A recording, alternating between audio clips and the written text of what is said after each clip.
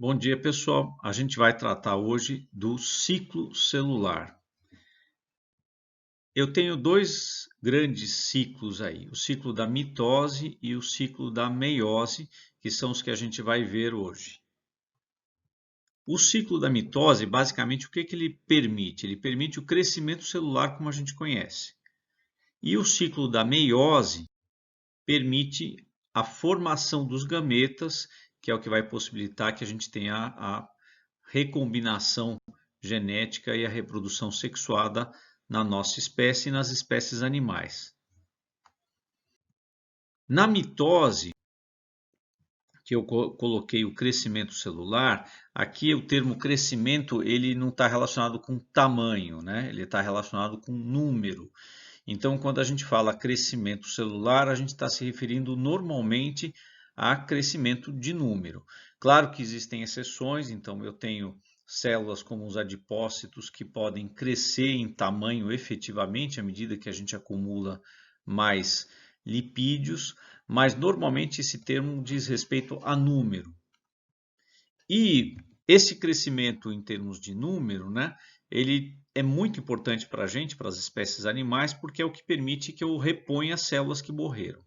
Então, basicamente, a gente diz que o crescimento celular ele mantém a vida à medida que células que foram mortas, destruídas ou foram lesadas podem ser repostas em organismos que são pluricelulares. Mas tem uma outra vertente aqui do crescimento celular que ocorre em organismos unicelulares como as leveduras, em que esse sistema ele vai gerar novos seres. Então, eu tenho aqui, por exemplo, uma célula leveduriforme que vai sofrer um processo para gerar duas células leveduriformes. Tá certo? Então, isso aqui é uma coisa diferente do que ocorre nos pluricelulares. O que interessa para nós hoje é tratar dos pluricelulares, ou seja, dos animais. Então é disso que a gente vai falar hoje. E em função do timing da mitose, eu tenho uma divisão de três grandes categorias aí. Eu tenho células que se dividem continuamente. Eu tenho algumas células que normalmente não se dividem, mas que se elas tiverem um estímulo adequado, elas vão fazer divisão celular. E eu tenho células que estão terminalmente diferenciadas e que não conseguem mais se multiplicar. Então, nós vamos ver um pouquinho de cada uma delas agora. Nas células que se dividem continuamente, qualquer substância química que interfira em crescimento, eu vou ter um impacto extremamente grande. Porque como elas estão se dividindo sempre, se eu interromper esse processo, eu estou alterando a fisiologia normal daquele tecido, daquele órgão, daquelas células. É o caso que acontece, por exemplo, quando eu tenho tratamentos contra tumores que interferem na mitose, eu vou ter um reflexo muito grande disso em células, por exemplo, da medula óssea, que aliás é um dos exemplos que a gente tem de células que se multiplicam continuamente. Eu coloquei aqui as células embrionárias, epitélios de mucosas, os folículos capilares, né? Não é à toa que a gente tem queda de cabelo em muitos tratamentos contra o câncer, e a própria medula, como eu já havia citado. Nas células que normalmente não se dividem, mas podem fazer isso se forem estimuladas, o que acontece? Elas têm uma replicação um pouco mais lenta e somente sob demanda que o grupo anterior. E como exemplos disso, eu tenho, por exemplo, os hepatócitos, fibroblastos, células renais, músculo liso, pâncreas, ovário, pulmão, células endoteliais e células ósseas. E finalmente a gente tem aquelas células que se diferenciaram de forma terminal e não se multiplicam mais. Então eu não tenho substituição. Se essas células morrerem, eu não tenho como uma reposição dessas células. E aí, como grandes exemplos, eu tenho os neurônios, musculatura esquelética e a musculatura cardíaca. A gente ouve de fato falar que lesões cerebrais são extremamente graves, porque uma vez que você lesa, você não consegue repor esse tecido. embora haja uma certa plasticidade que vai sendo descoberta no cérebro pouco a pouco, mas basicamente você não tem o mesmo tipo de reposição que você teria em outros tecidos. E musculatura cardíaca, a mesma coisa. Por isso que os infartos são tão graves, né? São eventos muito graves, você não vai conseguir repor, e um coração infartado ele acaba ficando com uma sequela irreversível.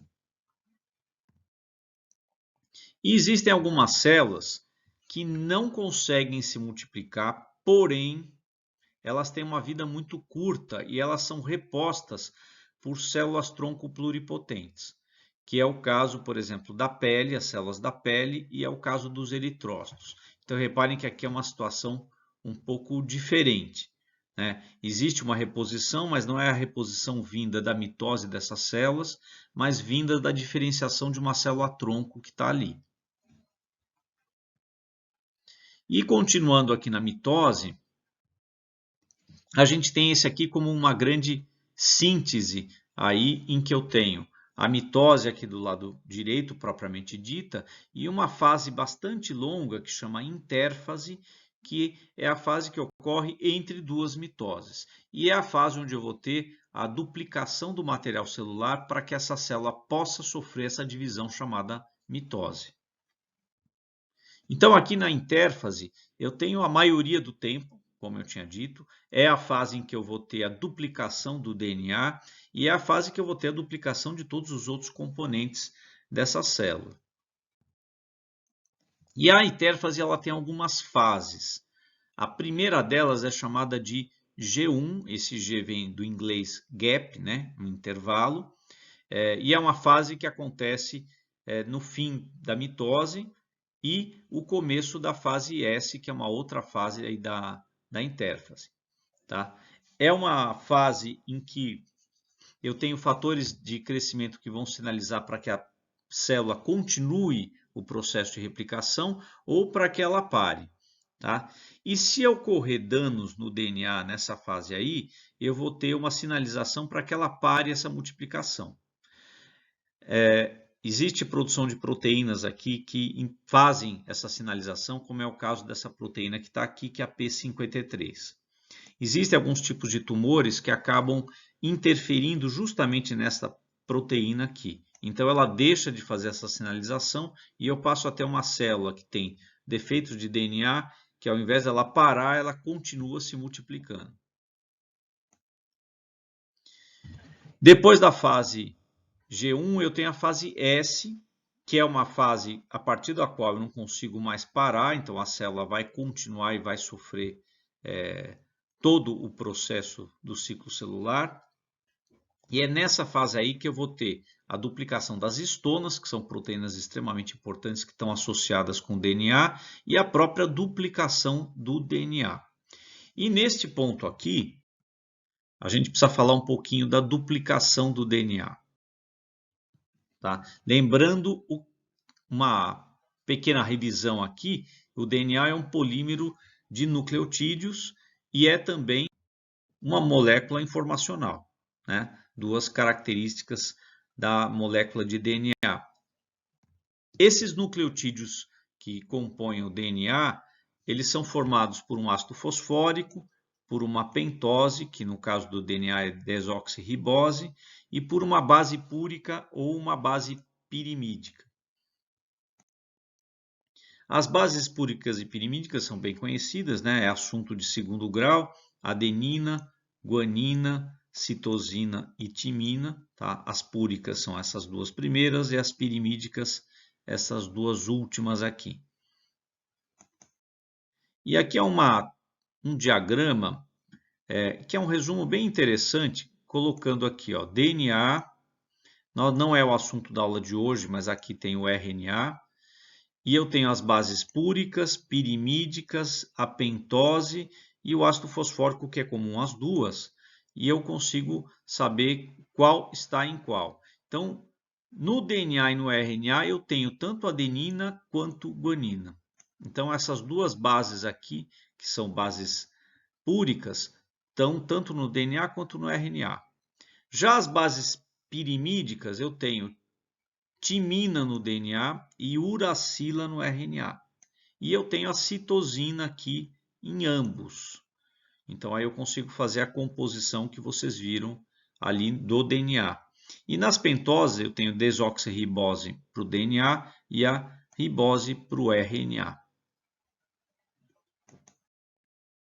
E aqui é um esqueminha mostrando isso de uma forma mais didática. Então eu consigo ver nesse esquema o fosfato, o ácido fosfórico, eu consigo ver a desoxirribose e eu consigo ver as bases que estão aí no meio. Essas bases, elas são ligadas, então as duas fitas acabam sendo ligadas por pontes de hidrogênio entre essas bases. Eu tenho duas pontes de hidrogênio entre adenina e timina e eu tenho 3 pontes de hidrogênio entre a citosina e a guanina. E aqui é um outro modelinho mostrando a complementaridade das bases. Isso é um ponto bem importante porque, como eu sei que a adenina se liga com a timina e a citosina se liga com a guanina, se eu tiver apenas uma parte da fita, eu consigo construir a outra fita, porque ela é complementar. E essa aí é uma das coisas centrais no DNA que permite que a gente faça a replicação dele. Então a gente entra agora na duplicação propriamente dita, lembrando justamente esse aspecto que eu acabei de falar. Na duplicação do DNA, ela é dita semiconservativa porque eu abro esse DNA como se fosse um zíper e, como eu sei complementar essas fitas, eu reconstruo uma fita para uma e reconstruo a fita para outra. Então, no final, eu tenho duas fitas iguais, sendo que dessas duas fitas de DNA duplas, cada metade de fita veio da fita original. Então, em uma eu tenho metade da fita original e na outra eu tenho a outra metade. Que é isso que está sendo demonstrado aqui. Aqui eu tenho a fita dupla, que foi aberta como um zíper, e eu estou reconstruindo a fita complementar. Então, reparem aqui embaixo, molde e nova fita. E aqui a mesma coisa, molde e nova fita. Então, eu vou ter duas fitas aqui, sendo que em cada uma delas eu tenho metade que é original desta aqui, que deu origem a essas duas. E, além disso, dentro da duplicação do DNA que eu queria falar, eu tenho que falar das enzimas que são responsáveis pela replicação, que são as DNA polimerases. As DNA polimerases elas sempre funcionam no sentido 5' 3' do DNA. Elas precisam de uma sequência que já esteja ali para começar. Então, essa sequência a gente costuma chamar de primer, né? Uma sequência inicial de nucleotídeos. E eu tenho 4 DNA polimerases. A alfa e a delta, que são responsáveis pela replicação propriamente dita. E eu tenho outras duas chamadas de eta e beta, que são responsáveis pelo reparo do DNA. E aqui é um esqueminha em que a gente consegue ver várias dessas coisas com um pouquinho mais de detalhe. Eu vou só salientar aquilo que é mais importante para essa aula aqui. Essa enzima aqui, a helicase, é a primeira a trabalhar porque ela vai quebrar as pontes de hidrogênio. Então, vocês lembram que eu falei que o DNA ele precisa abrir como se fosse um zíper, para que eu tenha acesso ali aos nucleotídeos e possa construir a fita complementar. Quem faz essa abertura é essa helicase, porque ela quebra as pontes de hidrogênio. Por isso que aquele esquema anterior ele era importante para a gente entender a localização dessas pontes. Além da helicase, eu tenho algumas proteínas chamadas SSP que se interpõem aqui na fita para manter a fita aberta. Então é evidente, a helicase ela abre, mas se eu deixar a fita sem nada, a fita volta a fechar. E essas proteínas mantêm a fita aberta. E eu tenho também uma outra categoria de enzimas, que são as topoisomerases, que impedem o superenovelamento no restante da fita. Porque o que se diz é que à medida que você vai desenrolando a fita aqui, você tensiona a fita lá para cima e ela tenderia a superenrolar. Essas topoisomerases elas impedem esse superenrolamento da fita. E por fim eu tenho as próprias DNA polimerases que a gente acabou de ver, que são essenciais para a construção da fita. São elas que vão colocar os nucleotídeos complementares para formar a fita complementar. E eu tenho também as DNA polimerases que fazem as correções. Então eu tenho, por exemplo, aqui nessa primeira imagem, um erro. Foi colocado aqui um nucleotídeo errado. Então o que acontece? Essa polimerase ela limpa essa região aqui e ela reconstrói essa região com os nucleotídeos corretos. Então eu tenho um trecho corrigido. E aí lembrando que o processo de replicação de DNA ele é bastante eficiente. Porém, podem ocorrer erros. E essas DNA polimerases eta e beta, elas fazem essas correções. Se mesmo elas falharem, aí eu passo a ter um erro que pode se tornar uma mutação. E agora a gente está voltando para o final da intérfase. Eu falei tudo sobre a replicação do DNA. Nós estamos voltando para o final da intérfase, que é a fase G2, que é o momento em que todo o genoma já foi duplicado e reparado. Tá? Eu tenho a síntese de um dímero chamado ciclina CDK, que é um grande regulador celular. Tá? Ele vai ser responsável tanto pela condensação celular quanto pela ruptura da membrana nuclear para a liberação do DNA, montagem do fuso para direcionar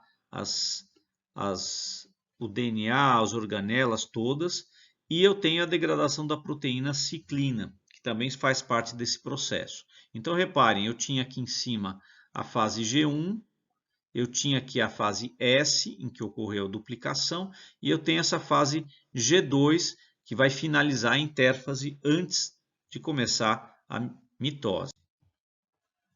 E aqui eu tenho efetivamente a mitose, que é um processo em que uma célula vai dar origem a duas, e eu vou ter a repartição igual de todo o conteúdo duplicado entre essas duas células filhas aí.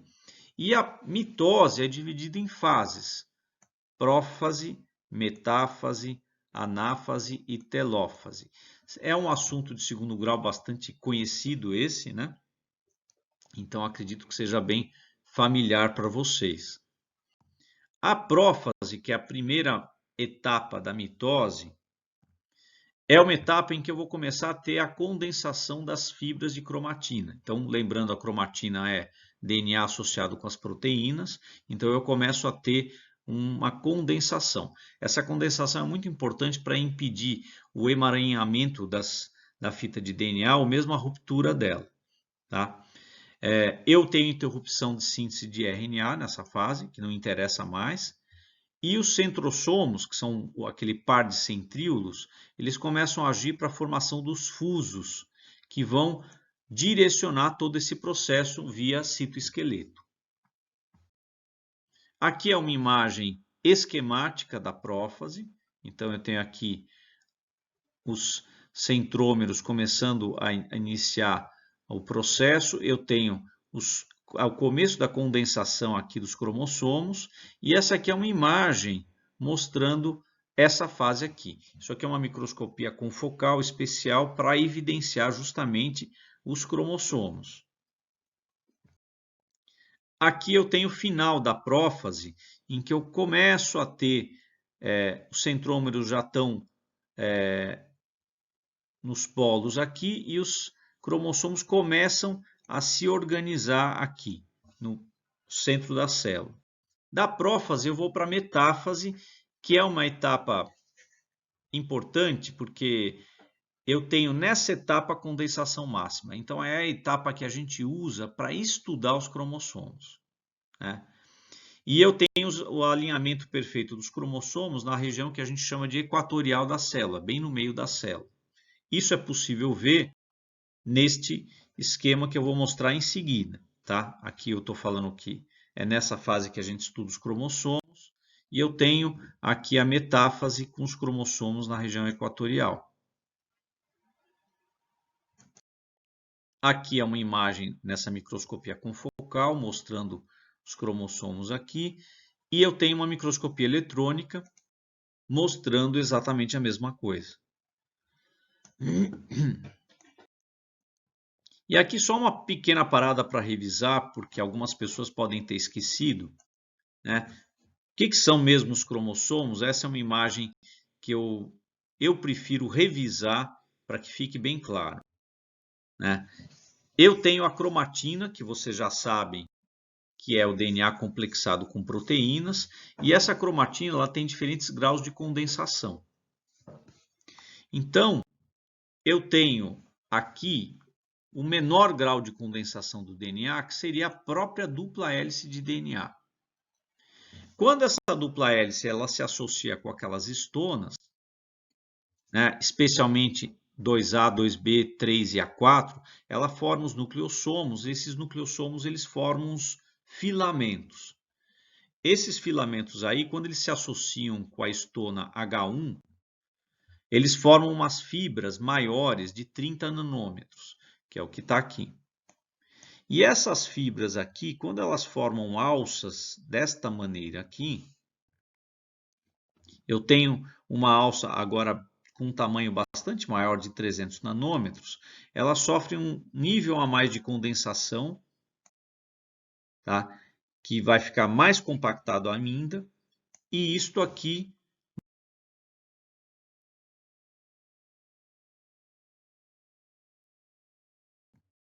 ele tem essa estrutura aqui. A gente diz que ele tem duas cromátides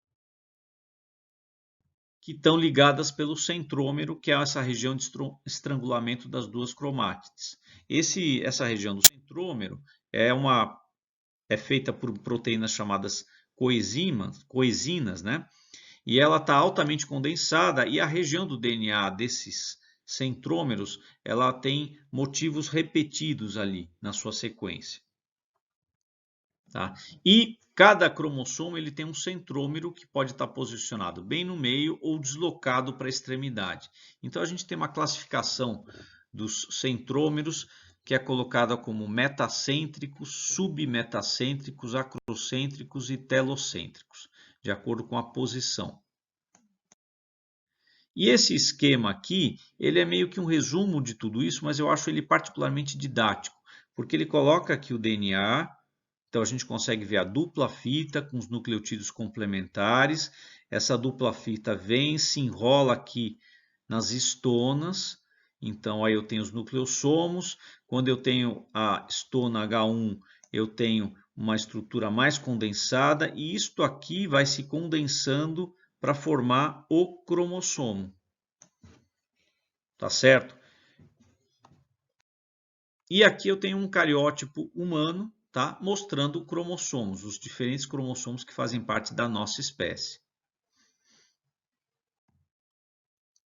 E aí a gente sai da metáfase, que é aquela em que os cromossomos estão na região equatorial da célula, e a gente vai para uma outra fase da mitose chamada anáfase, em que eu vou ter a migração dos cromossomos filhos, e eu vou ter nesta fase aqui um ponto de ação de algumas drogas, como a vincristina, que consegue interferir nos microtúbulos.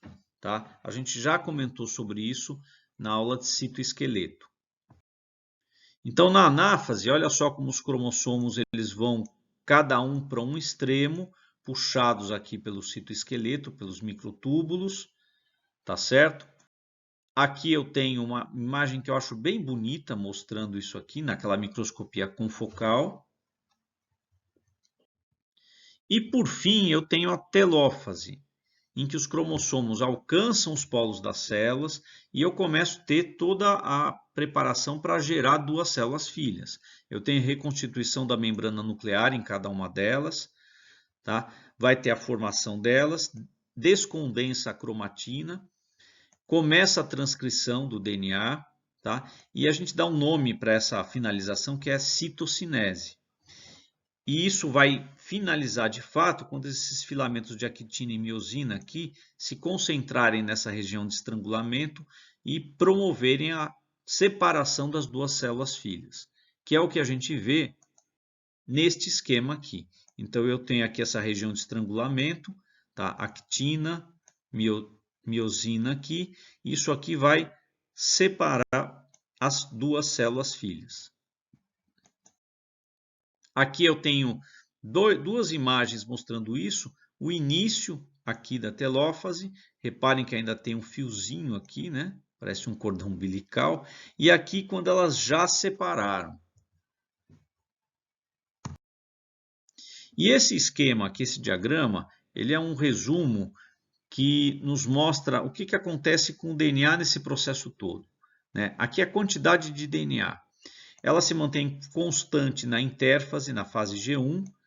A fase S, que a gente falou lá no início, é a fase de duplicação do DNA. Então, eu tenho um aumento, olha aqui o aumento. Eu continuo na fase G2, que precede a mitose. A mitose começa, aí eu tenho prófase, metáfase, anáfase, continuo com o DNA duplicado. Quando tem início a telófase, eu tenho a separação das células filha. Portanto, aquela quantidade que foi duplicada passa a cair subitamente porque eu vou ter duas células filhas. Então, eu restauro a quantidade normal de DNA da célula.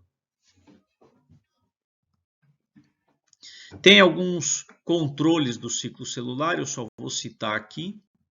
Né? Existem fatores de crescimento que são liberados para controlar esse ciclo. Existe um outro controle que é dado por uma inibição por contato.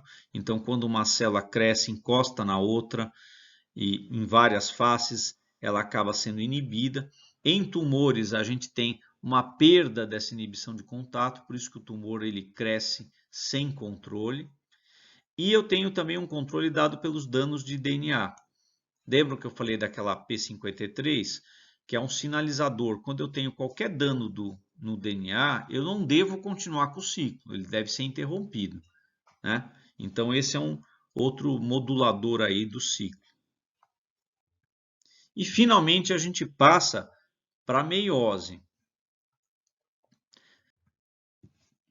Ressaltando aqui novamente a diferença entre mitose e meiose. Na mitose, eu vou produzir células filhas iguais à célula mãe. Então, elas vão ter exatamente o mesmo DNA. Né? Aí, a função aí da mitose é a reposição celular, que é aquela ideia do crescimento celular que a gente comentou. Já na meiose, as células filhas elas vão ter metade do DNA da célula mãe. Então, a gente diz que elas são haploides, diferentes da célula mãe inicial, que era diploide. Então, eu tenho um processo muito diferente aqui. E esse processo é para a formação dos gametas, espermatozoides e óvulos. E a meiose, ela tem duas grandes subfases aí, que é a meiose 1 e a meiose 2.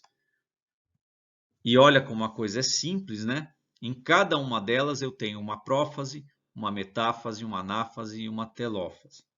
Tá? Na medida do possível, eu vou sintetizar isso aqui, mas a gente vai ter que repassar um pouquinho por essas fases. A meiose ela também tem um período S em que eu preciso ter duplicação do DNA e a duplicação do material interno. É um período bem mais longo que na mitose. E eu também tenho mais heterocromatina que os núcleos somáticos. Né? Os núcleos somáticos são os núcleos das células que estão sofrendo mitose normalmente. Então, na meiose, agora a gente está na meiose 1 e eu estou indo para a prófase 1, eu vou ter um pareamento dos cromossomos homólogos aqui. Tá? E é o que vai permitir a troca de segmentos entre esses cromossomos, que é o que a gente chama de crossing over. Então, é esse pareamento que vai permitir o crossing over. O crossing over é uma recombinação. Então, olha que interessante. Na meiose, eu não vou ter simplesmente duplicação e divisão, que é o que gera o crescimento celular. Aqui eu vou ter processos em que eu vou ter mistura de genes, porque me interessa formar gametas que sejam um diferente do outro, para que eu possa ter descendentes que sejam bastante diferentes entre eles e não uma cópia minha. Então, a reprodução sexuada das espécies animais, ela gera variabilidade, muito diferente da reprodução de uma bactéria, que é um processo que gera cópia simples. Eu não tenho variabilidade, eu só tenho número no caso de uma bactéria que está sofrendo fissão binária. No caso de um animal que está se reproduzindo, eu tenho um encontro de gametas diferentes, um do pai, outro da mãe, e esses gametas vão gerar um filho que é diferente de ambos. E os gametas são diferentes entre si. Então, todos os espermatozoides que estão ali, todos os óvulos que estão ali, eles são diferentes um do outro porque eles foram gerados de forma a recombinar os genes. E um desses mecanismos é o crossing over, em que eu tenho trocas entre as cromátides. Aqui é um esquema geral da meiose 1, a meiose 1 inteira, e eu estou destacando aqui a prófase, que vai de A a E. E na prófase aqui eu tenho uma série de etapas que levam alguns nomes bastante diferentes. A primeira aí que está sendo mostrada chama leptóteno. É uma fase em que eu tenho o início da condensação da cromatina. Eu tenho uma outra fase chamada zigóteno, em que eu tenho aproximação e pareamento dos cromossomos homólogos. Outra fase chamada paquíteno, em que eu tenho o crossing over. Então, reparem, essa é uma etapa importante, porque eu vou ter uma recombinação genética. Os cromossomos eles vão trocar trechos entre si. Então, eu vou estar misturando a informação genética. Eu tenho o diplóteno, em que começa o início de separação dos cromossomos, tá? Aumenta a repulsão dos cromossomos na diacinese, tá? Dos cromossomos homólogos. E aí eu passo para a metáfase 1, em que os cromossomos ficam na região equatorial da célula, de forma semelhante ao que a gente tinha lá na mitose. E, olha, o que eu acabei de falar, a gente passa para a anáfase, em que eles são puxados para as células filhas. O detalhe aqui que eu gostaria de chamar a atenção na anáfase é que existe um segundo fenômeno de recombinação que a gente chama de segregação independente dos cromossomos homólogos. Se a gente olhar aqui, eu tenho, olhando pela cor do desenho, eu tenho aqui um cromossomo verde e um laranja, ou seja, um que veio do pai e outro que veio da mãe. E aqui a mesma coisa, ou seja, além do crossing over, que já é uma recombinação, na hora que eles se separam, não existe uma separação do tipo cromossomos da mãe vão para um lado, do pai vão para o outro. Eu tenho uma mistura aqui. Alguns vão para um lado, outros vão para o outro. Claro que de forma a manter os cromossomos corretos aí para formar uma célula normal, mas existe uma segregação deles e uma mistura deles em cada uma das células filhas. Então, eu vou ter isso independente da origem ser materna ou paterna, tá? Então, essa segregação. Isso eu vou gerar uma recombinação. E essa recombinação a gente consegue até calcular as possibilidades, porque como eu sei o número de cromossomos, né, de cada espécie, eu consigo calcular essas possibilidades. E o cálculo é 2 elevado a n, sendo que n é o número haploide de cromossomos de uma espécie. No caso da nossa, que a gente tem 46 cromossomos, eu vou ter 2 elevado a 23, que dá mais de 8 milhões de possibilidades. Então, sem contar com crossing over, só contando com essa segregação independente dos cromossomos homólogos, o que eu consigo fazer? Produzir 8 milhões de, por exemplo, espermatozoides diferentes. Mas acontece que eu tenho crossing over também. Então, em cima disso, eu tenho mais recombinação ainda e as possibilidades são absurdamente variadas. E, finalmente, eu tenho a telófase 1, em que eu tenho a formação das células filhas. E reparem que até aqui eu não tenho células haploides, eu continuo tendo células diploides, tá?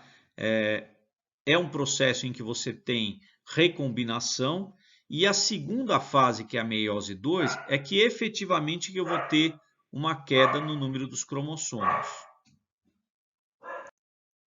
que é o que a gente vai ver em seguida. Então aqui eu tenho a meiose 2.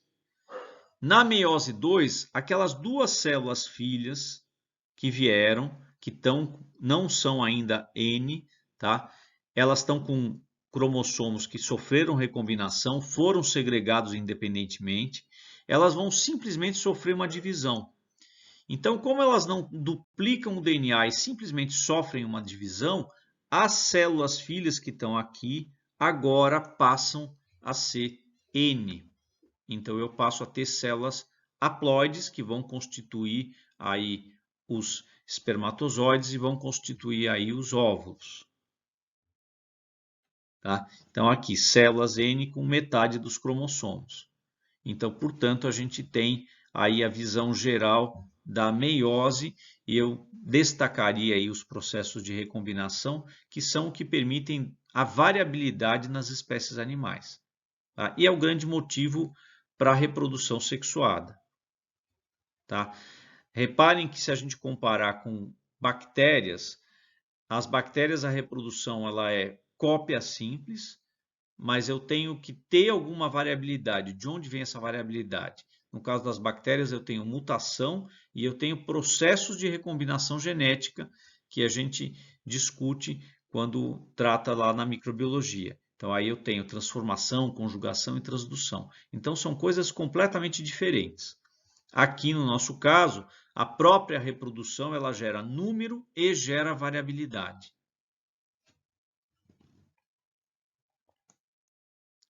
Com isso, eu encerro essa aula aqui, fica a testagem e depois a gente tem a aula síncrona, além de um trabalho para ser lido, para amanhã, tá ok? Até lá!